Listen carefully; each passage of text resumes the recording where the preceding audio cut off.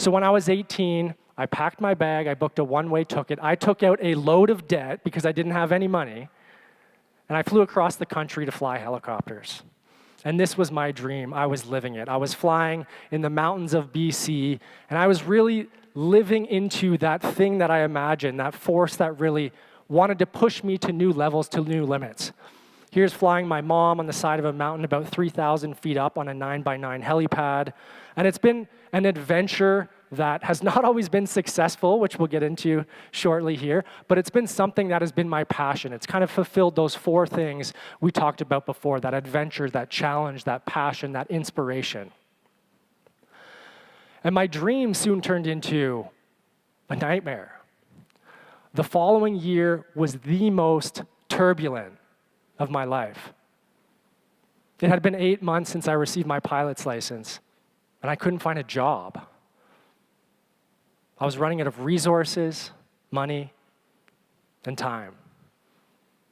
I was struggling to survive and had no idea what to do next. I felt like I had crashed and burned. I felt like a failure. I felt like everything I was doing was pointless. I thought back to my decision to chase my dream. Would I have been better off not to try at all? To stay in the same place doing nothing? To stay in the hover? That same year, I moved back across the country, defeated, into my parents' basement. We call that the ultimate dead man's curve. And I returned to working at my old high school job, earning minimum wage. And I'd get asked every single day, Chris, what happened? Chris, why are you back? Why are you here? I had the ticket, I had the license, but I couldn't find a job. So I searched tirelessly to find another way to break into the industry. Maybe it wasn't flying, but it was something else to get my foot in the door, to finally get inside that industry. And what I came across was aviation maintenance.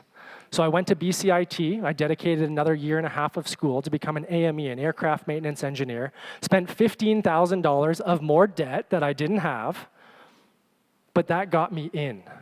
That created the movement that I was really looking for, finally. And it took 3 years and $70,000 of debt to land my first job in aviation. So it was pretty easy, as you can tell. And as you set the course, you want to know that direction you want to go.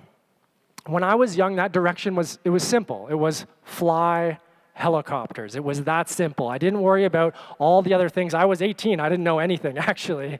I was just doing what I thought was cool and doing what I thought was right and making it happen. And it was all to create one thing. And this one thing is applicable to your businesses. This one thing is applicable as an entrepreneur, and that is to create movement. When we're in that dead man's curve, when we're in that helicopter in real life, a pilot needs to push forward on the cyclic control stick. That's the control stick right between their legs. And that allows them to gain airspeed. That allows them to gain movement. And that's the same thing that I've done over all of these years, is create movement. Even if it's not in the right direction, even if it's not perfect, even if it's not Monday or January 1st, I still do that hard thing to create that movement.